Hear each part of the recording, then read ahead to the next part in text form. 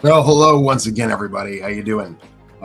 It's Jim Valeri once again coming at you. And if you like what I'm doing here, because I've been doing this a little while, I've been doing this almost 3 weeks now. It's kind of crazy. It seems like longer than that, but here I am doing this once again.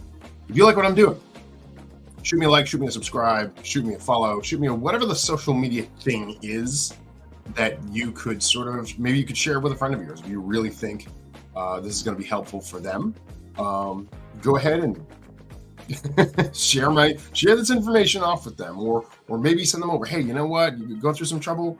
I know a guy. All right, send them my way. It would be really, really helpful. Anyways, today's topic is the 80-20 rule. Now, I'm kind of this is one of those things where my wife watched the live stream a few days ago, and she was like, "Man, I thought you were going to dive right into the 80-20 rule, and you just didn't do it. You just left it on the table." And I'm like, "Oh man, you're right. I should have gone into the 80-20 rule." It's like, well, Jim, what the heck is the 80-20 rule?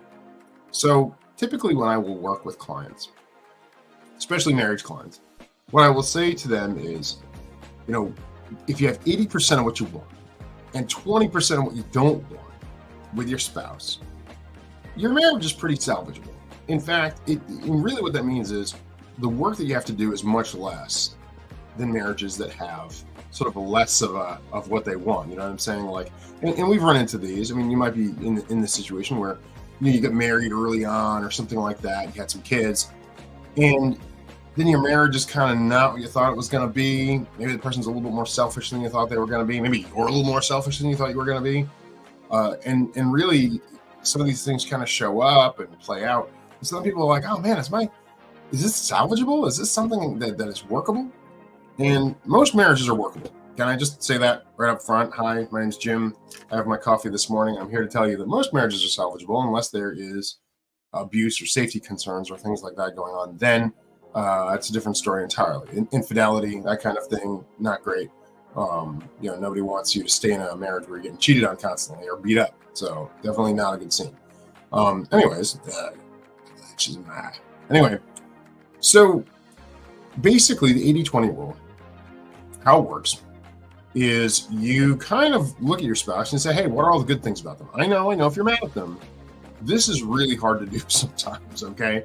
If you're upset, maybe they're not doing the things you want them to do, okay? But what I've found is that in those moments, we're not really looking at the positives they're bringing to the table, okay? So if you're not looking at the positives they're bringing to the table, guess what? All you're looking at are the negatives, okay? And surprise, surprise, that can happen with ourselves. I've talked before about negative self-talk. I've talked before about cognitive distortions, things like that. Things where we sort of have this pervasive negativity towards ourselves. And so when we have that towards ourselves, sometimes we have that towards our spouse too, okay? So as a result, if we're constantly looking at the negatives, all we're looking at is that. We're not looking at the positives. So right there, right out of the gate, we're doing one thing differently just by listing their positive traits, okay? So we're going to list those out. Well, maybe they're a good provider, or they take care of my kids, or they're really good cook, or whatever it is. Like, put all those things down there, and dig deep. Like, go back in time, go back to when you guys first got together, and start looking at some of those things that are really, really going to be, they're going to resonate with who they are, not just the negative things they bring to the table, but the positives, okay? And then with the negatives, when they show up, I want to see if you can put them under an umbrella. See if you can kind of say, this is all kind of along the same lines. Like, for example, if somebody's constantly late and you say, well, they're late for coming home from work, and they're late for the kids' stuff, and they're late for our dates, and they're late for, okay, that's all under being late. Okay, that's like one problem, all right? And that's a workable problem, but it's one problem. So we want to make sure that we're kind of, what am I doing here? I'm trying to amplify some of the positives. I'm trying to sort of not minimize the negatives, but get them under a grouping. We're trying to group the negatives together into certain things, okay? And bear in mind too, these are not things you're going to confront your spouse with, all right? These are not things you're going to be like, well, this guy on the internet said I should look up all these negative things and like throw them in your face. No, I wouldn't say that. I would never say that. You want to take the negative things, look at them, and compare them to the positives. All right. If you have a moderately functional relationship, okay, if you have a relationship where you're just not talking, or you have trouble communicating. More often than not, there's a lot more going for you than not. So what I would say here is take a look at those things and like see if there's a percentage. Are there more things, more good things than bad things? And what I found is that more often than not, if you have 80% good and 20% not so good, 20% what you don't want in your relationship, it's pretty workable. It's pretty workable. You know, my marriage is 90-10. I tell people that. And you know what? I'm probably 80-20 for my wife. I do a lot of self-depreciating humor if you haven't figured that out yet. And odds are decent. I'm probably not fulfilling 20% of what she wants from me. Now, I could be wrong about that. I could be 90-10. I'll have to ask her. You know, maybe I'll talk to her about that today. But anyways, the idea behind this is if you have these percentages in such a way, then you have something salvageable. All right, cool. Now what? Well, if it's not 80-20, what happens then? Well, all right, that means we have more work to do. And if you have more work to do, if there's work that needs to be done, you know, I'm going to drop a link. Hang on a second. Here we go. Drop a link in the comments. You know, StreamYard's really weird. They don't like you putting comments in before you start going live. So I'm going to pop my comment down there for book a call with me. You know, if you're at this place, you're like, geez, Jim, we're at like 60-40, 70-30. I really think this might be, there's more going on here than you know, I think we need some work. All right, cool. Give me a call. You know, listen to your story, bring some nuggets, try and get you on a better path. You know, it may take more work than that, and that's fine. But at the same time, hopefully I'll put you in the right direction. Anyways, if you're at this place where you're like 60-40, hopefully not 50-50. 50-50 is rough. And I think once people are at 50-50, they're starting to think about divorce. And we want to make sure we get you out of that. So if you're at a place where it's 60-40, definitely go out there, get some help. Go to a therapist, talk to me, whatever. Okay, find some help. Because again, as I say, if your marriage is not abusive in any way, and it's not, there's no cheating or infidelity going on, generally speaking, pretty salvageable. All right, it's just a matter of communication. And sometimes people don't want to talk to each other anymore, or something like that. You get to this place where they're like, okay, I don't want to talk to you anymore, or I think there's somebody else out there. I talked about this, I think yesterday, where people are like, oh, there's somebody better. You know, there's got to be somebody better. But the reality is, you know, you made the best decision with the intel you had in the moment. So make the best decision now with the intel you have. Get more intel.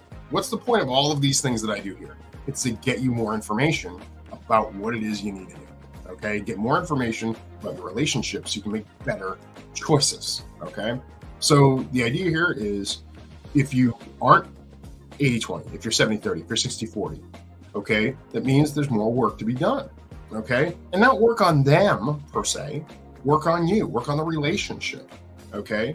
Because ultimately, healthy people make healthy relationships. It's just the way it goes. And so the whole point of this exercise is to see how you perceive your spouse. That's the idea behind it. It is not to find their faults. It's to sort of gauge how you view your spouse. The whole point, the main point of this, all right, is to see that.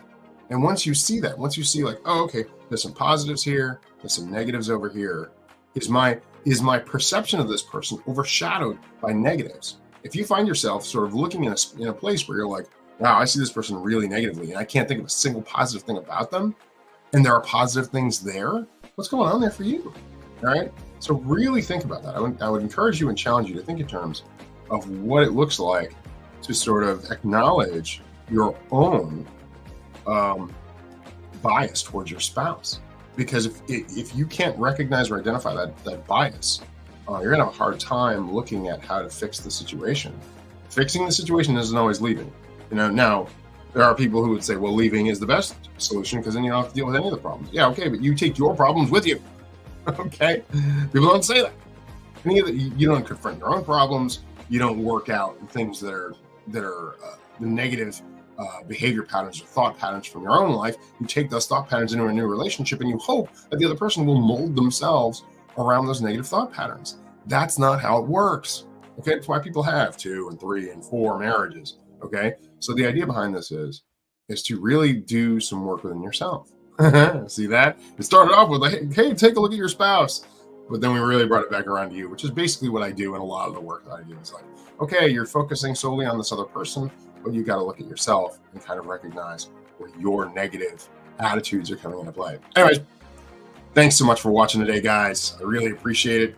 Again, like, share, follow, subscribe, all the cool things if you like what I'm doing here. And send me over to your feed, or send me over to, send a friend over or something like that. Hey, check this guy out. He's pretty cool. Whatever works. At the end of the day, I just want to try and help as many people as humanly possible. And if you could do that for me, that I would really appreciate it. That would help me out a lot. Anyways, guys, thanks so much for tuning in today. Take care of yourself, and I will talk to you tomorrow.